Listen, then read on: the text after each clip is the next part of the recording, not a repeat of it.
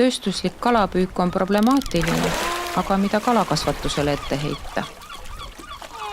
Kalakasvatus on kaladele väga stressirohke paik. Kuna koos peetakse nii palju kalu, on ohuks parasiitide levik. Parasiitide tõrjumiseks kasutatakse kemikaale ja jäätmed kontsentreeruvad ühtekokku. Mis tahes sotsiaalsel, mõtleval ja tundval olendil on raske sellistes tingimustes toime tulla. Värskes uuringus tõdesid lõhekasvandust uurinud teadlased, et sealsete kalade käitumine viitab sügavale masendusele. Osa kaladest kannatab tugeva stressi all.